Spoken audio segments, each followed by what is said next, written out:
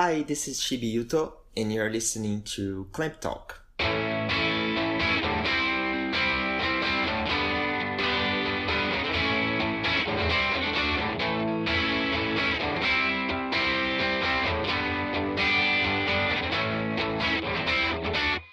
Hello everyone, this is another episode of Clamp Talk. This time around it was much quicker than the gap between episodes is actually quicker. Today I have a very special guest with me. Her name is Jai.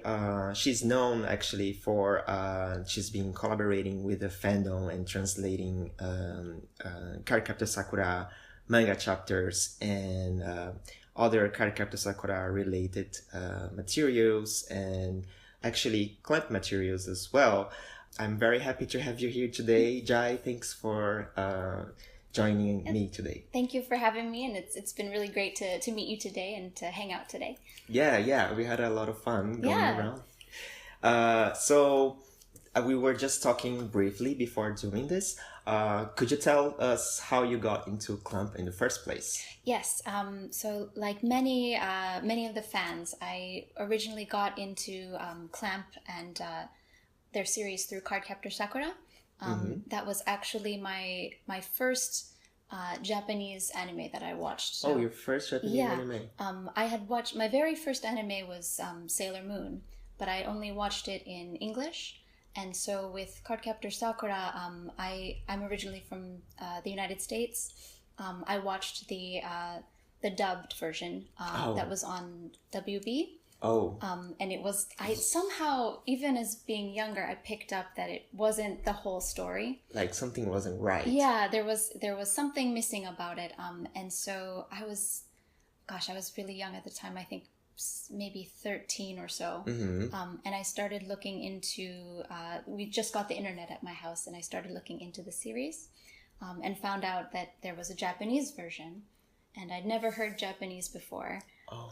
So I eventually, through the power of the early internet, found VHS tapes of Card Captor Sakura, and that was the first time I'd watched a series in Japanese, or even heard the language. But how did you get the VHS in the first place? It's an interesting story. I can't remember the name of the blog or the blogger, but way back in the day, there used to be a Card Captor Sakura blog, and this particular blogger lived in Texas. Okay. I'm originally from the Midwest, so it was a bit far, but I sent an email because she had lots of information about the original series and the Japanese version on her website, and I asked, well, how did you get the series and where could I watch it? And she said, well, I'm not sure, it's not really sold in the United States, but if you'd like, I have copies of it here. And you're like, yes. Yeah, and so I was really fortunate. I was much younger at the time, so my parents helped me out, and we emailed, and she made a copy of her VHS tapes for me. And I worked really hard and saved my allowance and paid for the shipping, and so she sent them to me, and that was the very first time that I watched it. Wow, that's such a nice story. Yeah, it was a little bit roundabout way to get the tapes. Did it have the whole series, like all 70 episodes? Not all of them, no. Is it 70 or 60? It's 70, okay. I think. Yes. Someone might correct me on that, but I'm pretty sure that it's 70. Yeah, me too. But so I don't think it was all of them. Okay. So there were episodes that I missed for a while. But it was really nice because it was the first time that I heard the theme songs, the original theme songs too. And that in a whole new world. It just opened up like everything for me. And that was the very first time that I really got into Japanese. But yeah, that was my start with Card Captor Sakura. And it's funny that I find it very amusing how some people were still interested in Card Captor Sakura, judging by the American version. I mean, the editor. I mean, because it's so different and it's so. I mean, because I haven't seen it, but from what I read, it's a completely it's very different. yeah, and yet still, I mean, what caught your attention in that version? I mean, because I suppose that upon watching the Japanese version, it was even better. It was. It was. But upon watching the American version, what caught your attention? I think the thing that caught my attention the most was the relationship between Sakura and Shaoran. Okay. And you could see hints of it throughout the dubbed version, but their relationship was never really stated in the original. I would see him obviously blushing a lot at Sakura, and it was very heavily edited, the dubbed version in the United States. So I wanted to know more about the relationship because I thought, that you were intrigued by it. Yeah, I liked their relationship, and even now I'm a huge fan of Xiao Saku, and I think that was probably what really made me want to see the original. But in addition to that, obviously there were other relationships that were not explored in the dubbed version. They changed around the feelings that Tomoyo had for Sakura. And then they downplayed the relationship, I think, between Toya and Yukito also. So seeing the original version and getting the full experience was really great once I finally was able to. Yeah, I can see that. Yeah. So that's for the anime, and then eventually you got to read the manga yes. as well? How was that? The manga was it was really good.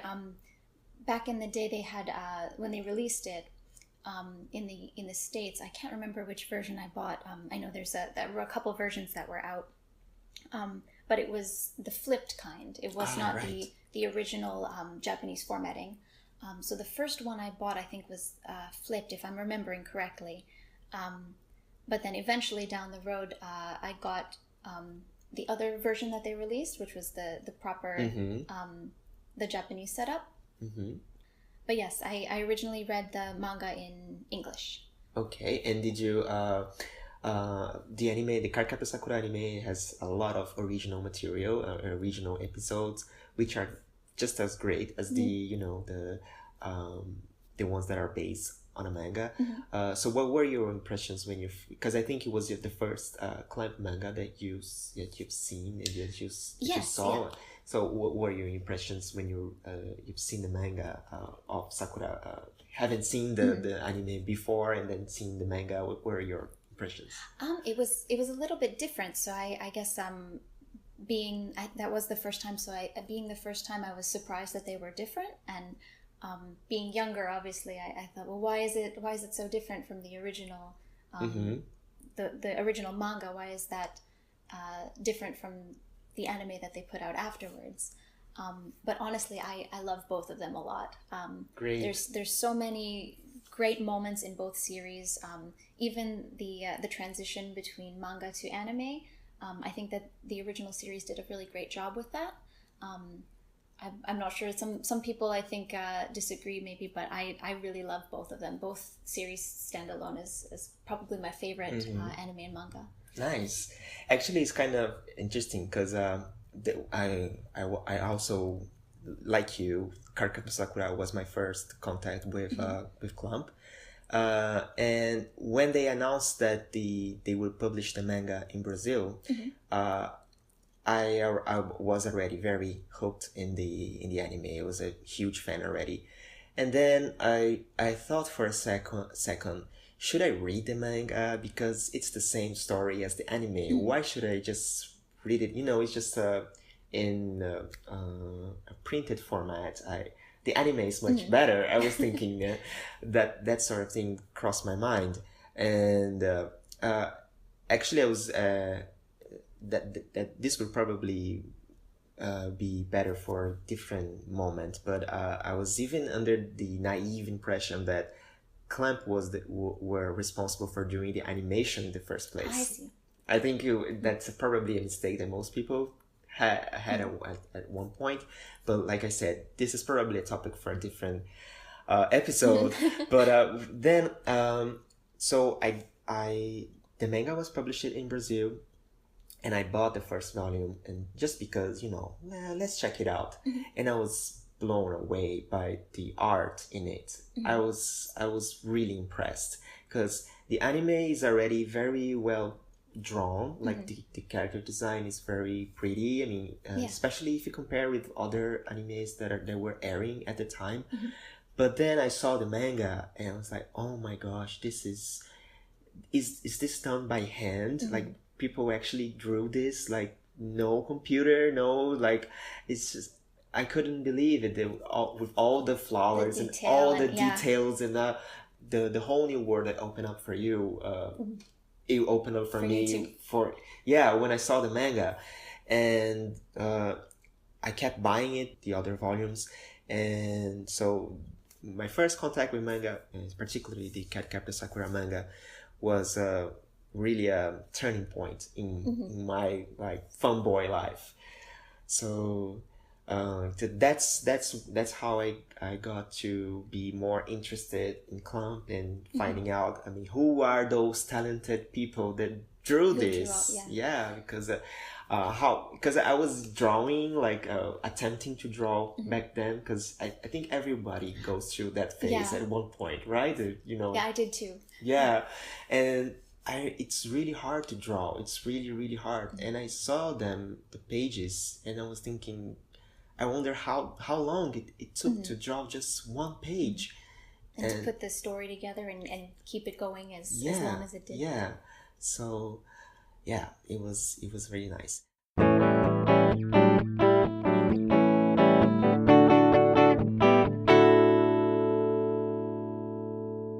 So you were telling me earlier that your interest for Japanese started, actually was triggered by Card Captor Sakura. Is that correct? Yes, that's right. I think it, like I said before, it was the first time that I can remember it anyway, hearing the language. And I guess it was something that opened me up to want to learn it. I've been studying it for almost 12 years now. Wow. And it was my my major in university. So I wrote my graduation thesis in Japanese too. Wow, that's amazing. So it was kind of difficult to put together at the time, and it was a really challenging project, but I enjoyed it. Wow. But for right now, after I graduated, I worked for a few years for Japanese relations in the United States, and then I moved here first as an English teacher, and then now I work for a Japanese business here. Okay, yeah. When Jai said here, she means Japan, because sorry, we are skipped that part. Yeah, don't worry. We are in Kyoto. Jai is in city nearby. Is it okay? Oh yeah, that's fine. So she lives in Nagoya, which is close somehow to here, to Kyoto, and so that's what she means when she says here. It's difficult enough to write a graduation dissertation to begin with, let alone in Japanese. Wow, so I'm very, very impressed that you've done that. Congratulations. Thank you. So you've been studying for 12 years now. Almost 12 years. Almost 12 years. Japanese, that's a long time. And thanks for all the work that you've been putting out on the translations for Card Captor Sakura.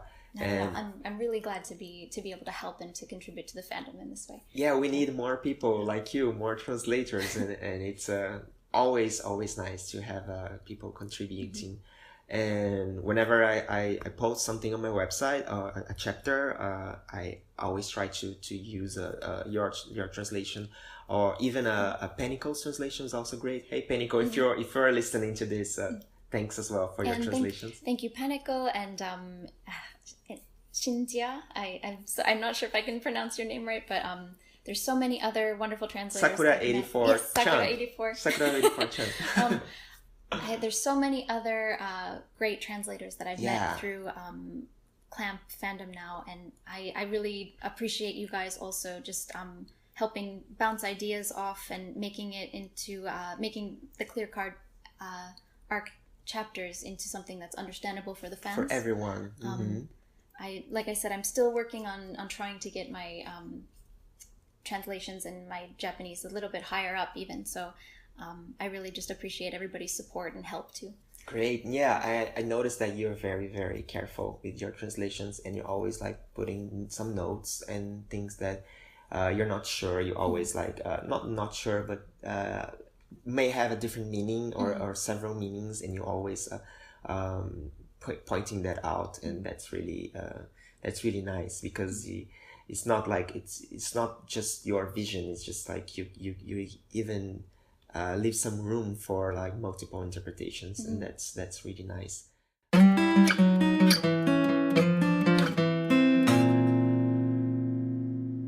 Have you read any other Clamp series other than Card Captor Sakura? Yes, I have. Which ones? One of my favorites is Chobits. Oh, Chobits. So Chobits I really, really love. I didn't get to finish Kobato yet, but I really want to. I really like Kobato.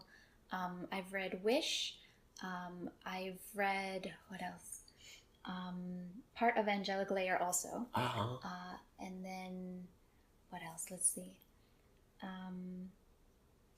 I'm one of those people who did read Miyuki-chan in Wonderland.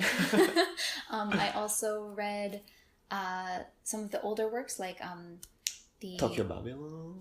Not Tokyo Babylon, but was it Yuki Onna story? I can't remember the name of it. Oh, the Shirahime show? Yes. I read that one. But yeah, I think there's probably one or two that I'm forgetting off the top of my head. Oh, that's quite a lot. I thought it was much less, considering you're very Card Captor Sakura, and from what we talked before, it didn't seem like you knew a lot of other Clamp works. But no, you've read there's quite a few. There's a few that I really like. To know to learn that. Yeah. Because we might be talking about other. Sometimes when we're talking about Clamp, it's inevitable to go to one Other work series. to the other series. Because there's so many. Yeah, and they're all connected somehow. So the previous episode that I made with another friend of mine was also about Card Captor Sakura, because this is, well, right now is the only series that the Clamp is working on. So it's not like there's much room for us to talk about other series. But we are living right now a very Card Captor Sakura moment. Yes. With everything happening, the new anime, the new series. So, we might as well talk about Card Captor Sakura again. And it's a favorite work as well. So, let's use all that knowledge for good.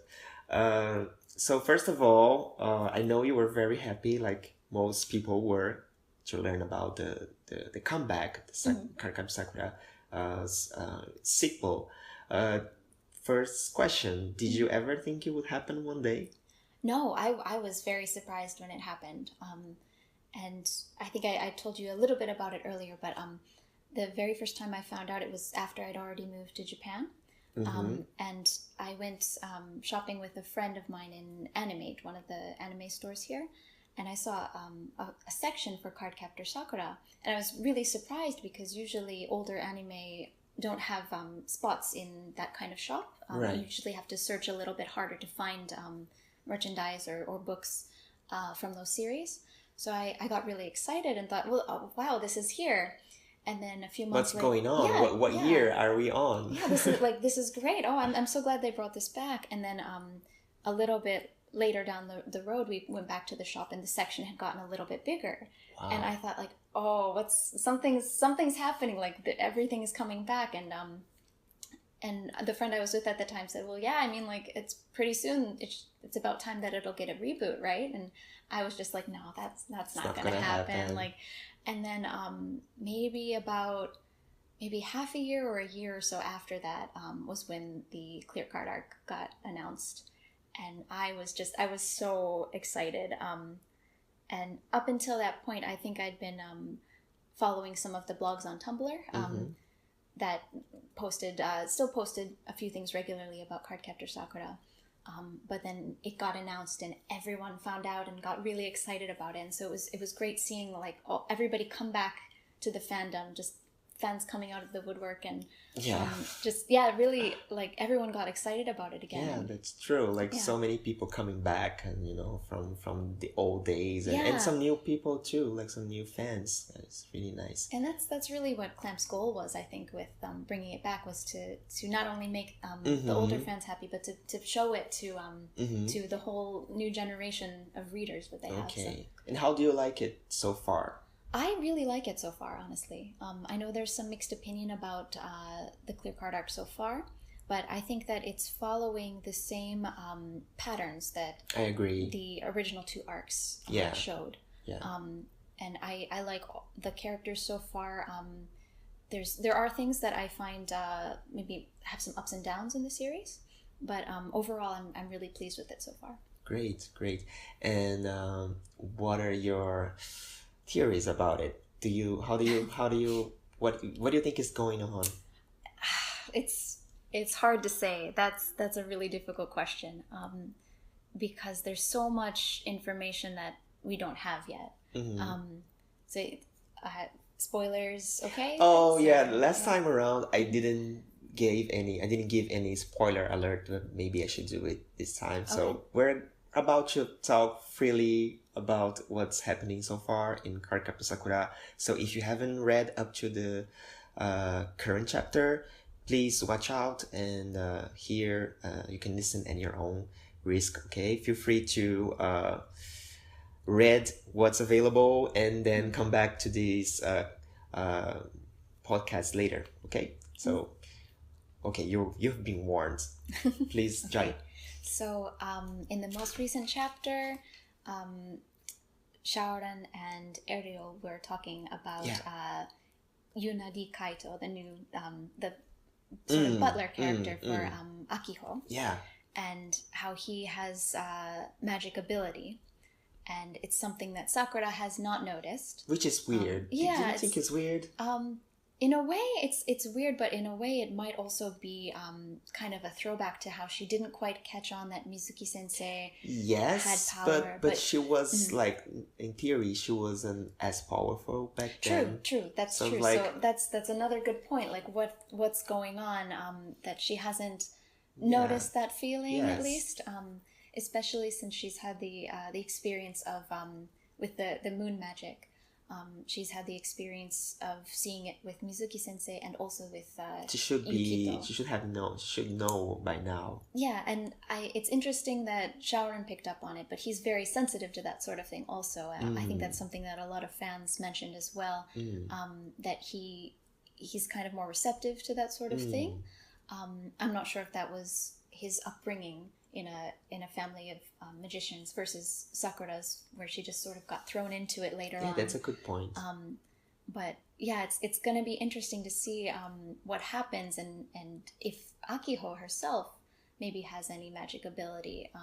Right now that remains because he mentioned that he didn't feel anything for her, so, and neither did Sakura. Right. She also didn't feel, so we'll see. And we were like introduced to this secret magician society in England, which sounds very exciting to me.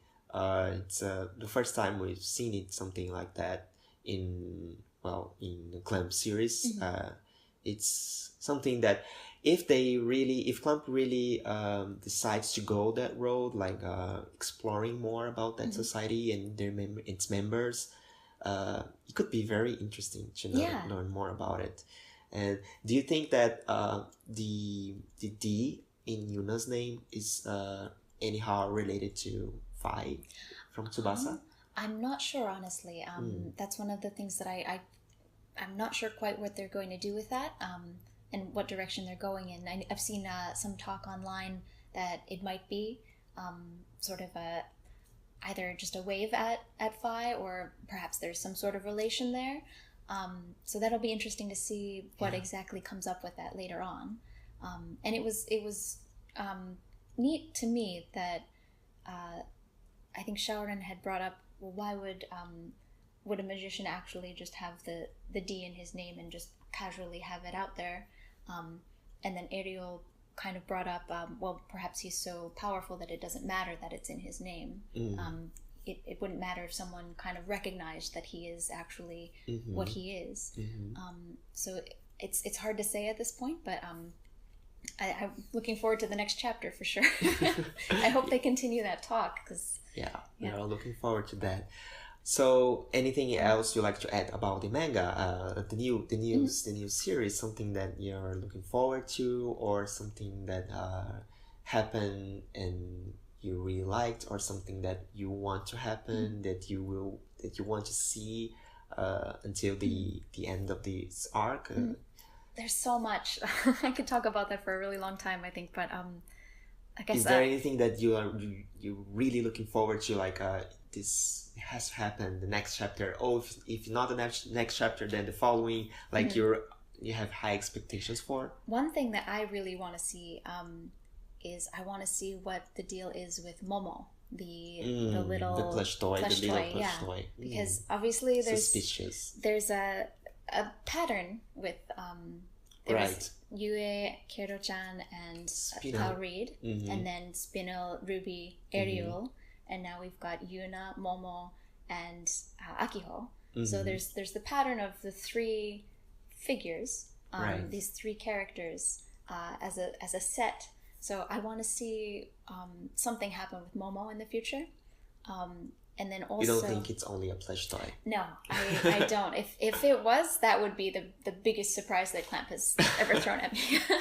But the other thing, being a Sakura and Shaoran fan, I'd like to see, I guess, a little more development there eventually. But I'm really confident that that's going to happen. I know that there's a lot of concern with how he's been acting so far in the series, and I've seen both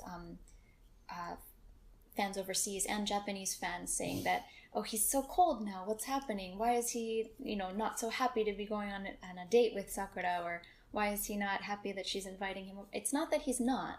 I think that he's got some bigger concerns. I agree. Yeah. So I know that something is there's going to be some very nice moments that come along the way for the fans. But from a writer's point of view, you have to leave that towards the end.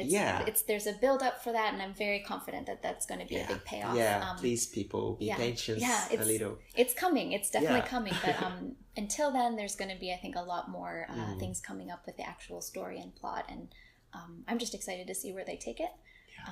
And then I know that there's gonna, like I said, be some sort of big payoff at the end for just all around. It's one of those series that there can't not be. So, how many volumes do you think it will be? That's a good question. I wonder if they're going to aim for 6 and 6 again. If they're going to try to do another arc after. That's my theory as well. Because it'd be nice to see another complete set, actually. Because we've got Cloud Card arc, Sakura Card arc, Clear Card arc. Is there something coming next? Yeah. And there's a lot of build-up so far. There's been the reference to Alice in Clockland. There's been the mention that Nadeshiko hasn't been seen in a long time. Fujitaka hasn't seen her. So what's up with that? Yeah, and Toya keeps sort of hinting that there's something that he can do, or something's happening again. So is it really just that, there are strange things happening again, or is there something more to what he's saying? So it's kind of the same pattern as the first two arcs, where they're throwing a lot at us at first, and then things will get resolved. But how much of that will get resolved in the next 3 volumes, I'm not sure yet. Yeah, definitely 6 volumes, it's not enough, definitely. I think it's going to be more than that. But more than 12, I'm not so sure. So another set of 12 volumes, like the first 2 original arcs. But then after that, we'll see.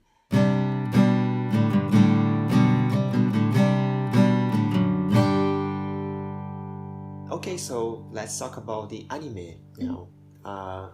The OAD just came out recently, a few days ago. You watched it, and what did you think? I was so happy watching it. I got so excited. I woke up that day, went right to the store before it opened, and was lined up outside. It opened? Yeah, I waited outside maybe about 20 minutes or so. I got there a little early. And then as soon as it opened, went in, and there was a really great display, like they had right in the middle of the store. And then I had reserved a copy, so I picked it up, and I'd actually brought my laptop with me. So I watched it in the station. I found like a little quiet corner and watched it right there. But I also did that. I was planning to share it with some friends. Just a closed stream sort of thing. So I wanted to test and make sure that it worked. But yeah. So thankfully it worked, and I got to share it with those friends too. I haven't seen my copy yet, but it's pretty known by now that they included the English subtitles. Yes, they did. And I thought it was really nice. It was. Yeah. I mean, they did that for the Anime Expo. Yeah. So I'm glad they didn't throw it away, you know, they kept in the DVD, which is nice.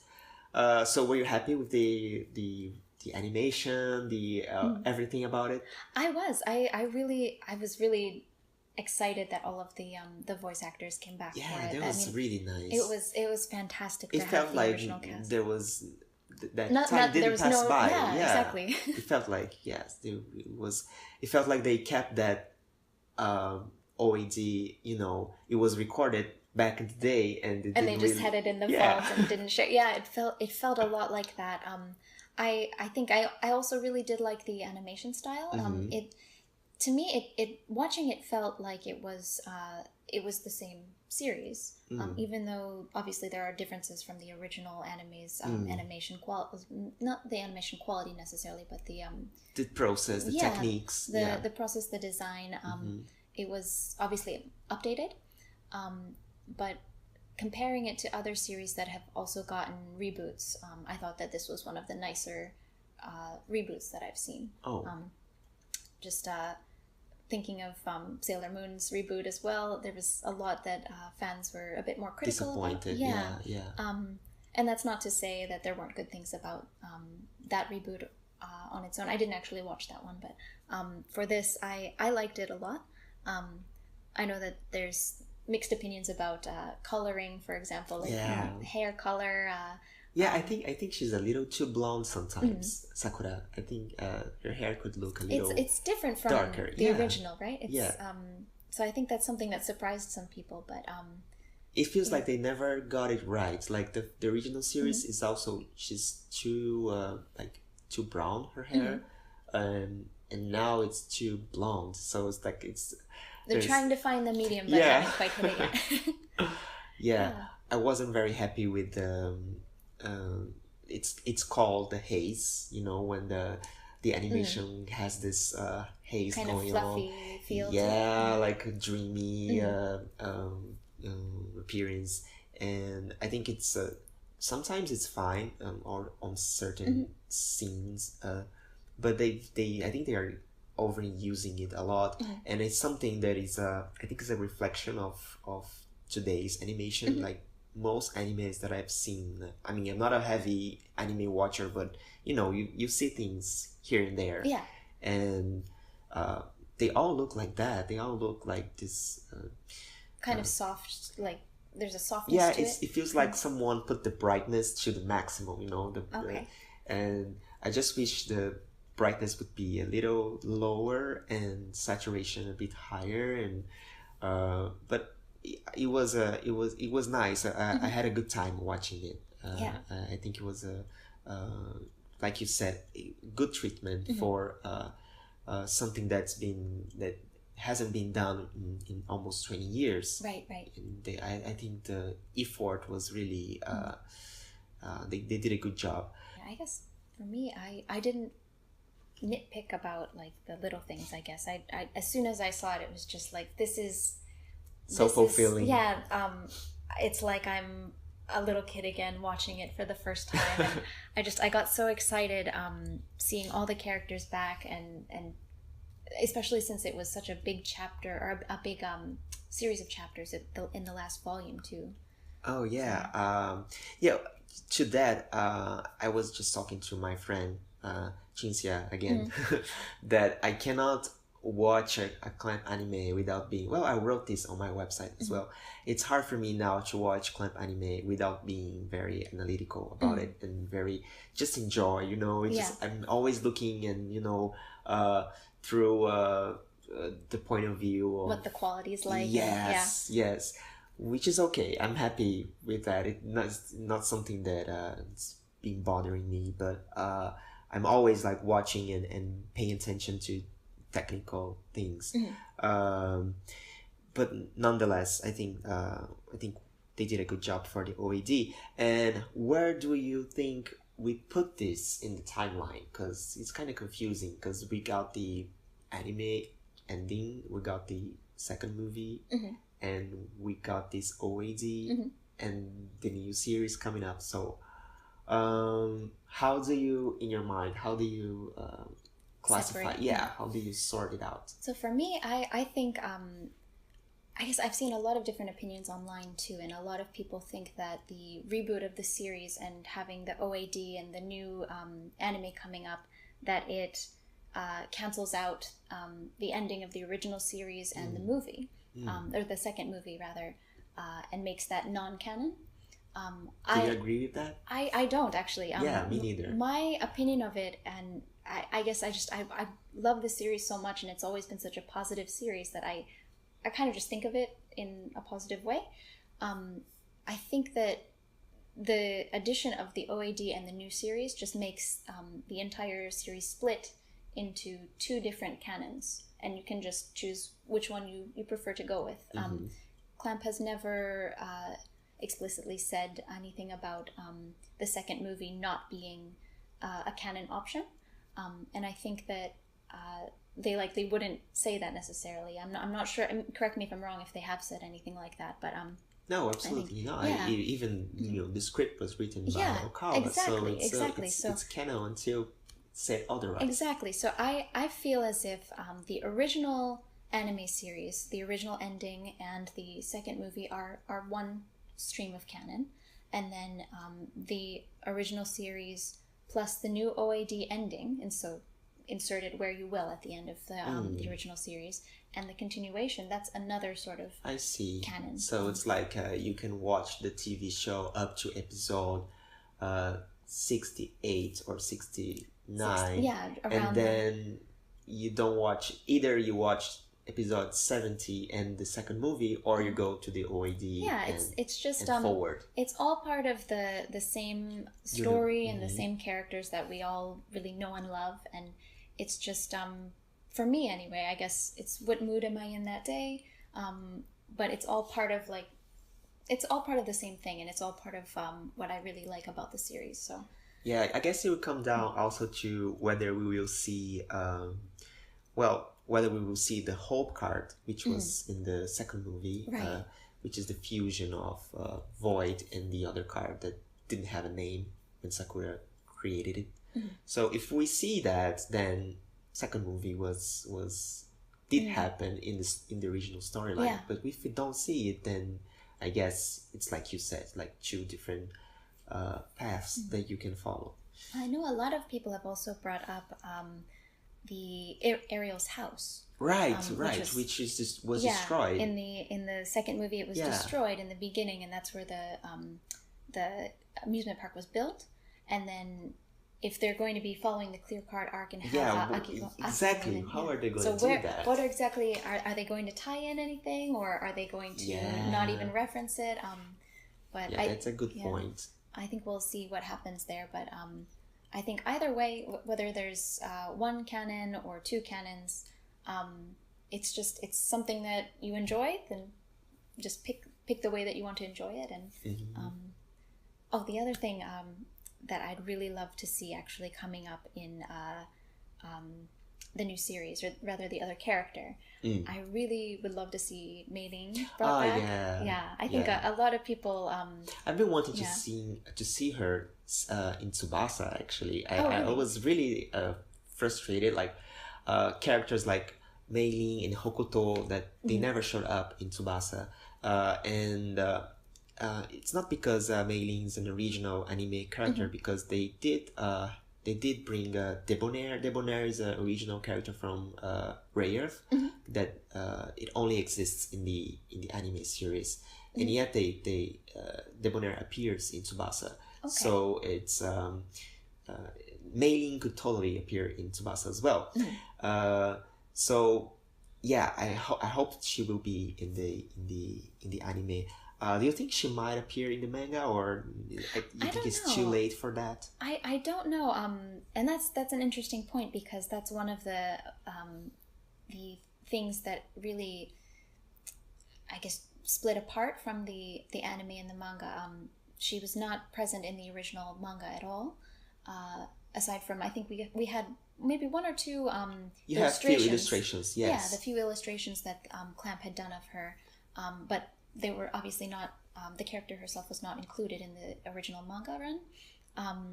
But yeah, I mean, I'd love to see her in some capacity maybe come in. I don't know if it's possible to come into the actual manga though. Yeah. But for the anime, I've still got my fingers crossed. I really would love to see her come back. Yeah, I think most people would want her to come back as well. And yeah, she was very, very popular. Yeah. And I know even some of my Japanese friends who do like the series, they really do like her too. So I know that it's not just foreign fans, it's fans locally too that like her, and hopefully that's something that Clamp and Morio-san will keep in mind for the series. Yeah, and especially since it was originally Morio's idea to have a character to shake things up a little, and he's back on the team, so I guess he will think fondly of Meiling and I hope so. Yeah, I hope so. And she was originally voiced by Yukana, the voice actress, and she's still around. She's still doing she recently did Code Geass, so I guess it's going to happen. Yeah, well, hopefully. she did work on Code Geass, then hopefully she's still got some ties with Clamp. She still does. Yes, that'd be nice. They recently did an illustration based on. It was really nice. It was published not recently. It was like maybe 10 years ago, but when Code Geass was running. First running. Yeah, because it's Code Geass is doing its 10th anniversary now. Yeah. Yeah. So not so recently, but okay, so a few years ago they published a new type, an illustration of CC and Yukana, and it was like a mirror illustration, mirrored. So they look like it was really nice, because one page was CC drawn by Clamp, and the other one was Yukana dressed in a similar way, posing in a similar fashion. So it was really nice. And so yeah, I guess the bond is still... Yeah, fingers crossed on that. Yeah.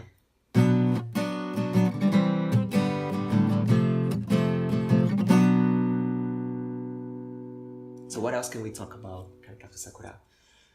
Oh, there is the revival coming up. Yes. The second movie. The second movie, gosh, there's so much to talk about. There's the second movie, there's some of the events that they've had both last year and this year. There's lots and lots of new merchandise out. Yeah, it's so crazy, the merchandise. It's really, I mean, living here must be even harder, because when you live, I live in a different country, not here, so sometimes they release things and I'm like, oh, what a bummer, I can't buy it, but life goes on. But here you're actually you get to see them like on a daily basis. And I have a story about this. Do tell. Last year, I went to, they had the Card Captor Sakura cafe, the animate cafe. They had it about 3 times. I went to it about 3 times. Oh, they, you went they to had about 3 times. They had it in many different cities across the country, but I wanted to go to it really badly. And I don't think that they had it, that they didn't have it in Nagoya, so I couldn't go to it.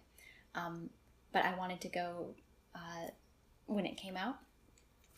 And the closest one at the time was Osaka, and then there was another one that opened up here in Kyoto for, I think it was about a month in Kyoto and maybe 2 months in Osaka. So I went the first time to Osaka, and there was all this merchandise, all this food that was themed after the series, and I ended up buying a lot of stuff there. And then I dragged two of my coworkers with me to the second one in Kyoto, and they had a really nice time too.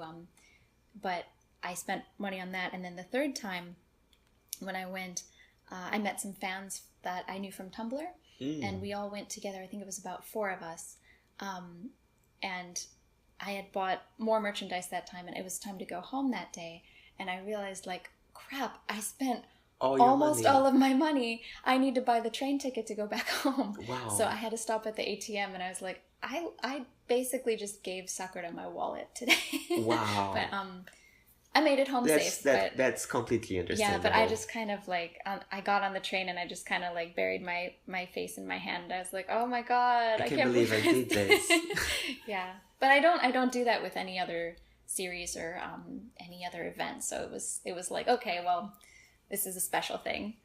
Yeah, because it's really tempting, all this merchandise and it's very, when it's there all the time, it's very hard to kind of control. Yeah, and you really have to pick well what you want, because there's so much stuff. Yeah. Like I've seen like Card Captor Sakura tea. There's you know, it's just a pot, not a pot. How do you call that? Like a little canister with tea in it. With tea, you know, it's just regular tea. Yeah, it's tea, but they brand it as like special Tomoyo's like tea time set or something like that. Exactly, and you know, all sort of things like that, and you have to really. It's cute, of course. We want it all, but you have to. Be very careful not to like overdo it. I've learned my lesson. I think, but then, like you said, the movie revival is coming out for the second movie, and I love the second movie, so I love it too. We'll see what happens when December rolls around. But they're giving out a clear file, so let's hope we can have it. Fingers crossed.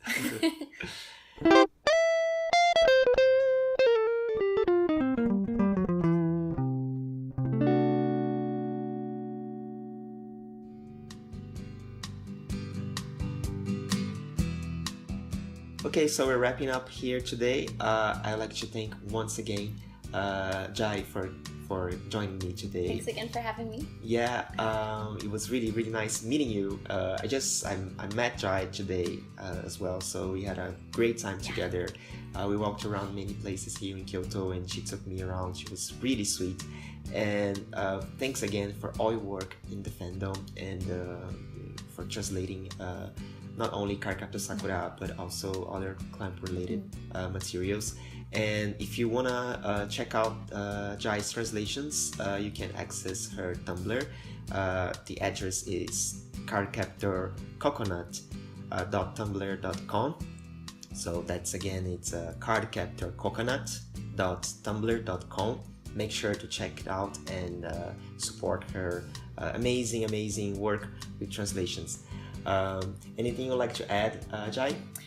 Just once again, thank you to everybody that I've met so far through the Card Captor Sakura fandom. It's I haven't been active in the fandom until recently, within the last year and a half or so, but I feel really fortunate to have met all of the people that I've met through it so far, and I'm really glad to be friends with you guys. So thank you again, and I look forward to more Clear Card in the future. Yay! Yeah. We all do. So thanks for listening so far, and we'll see you again sometime soon. Bye!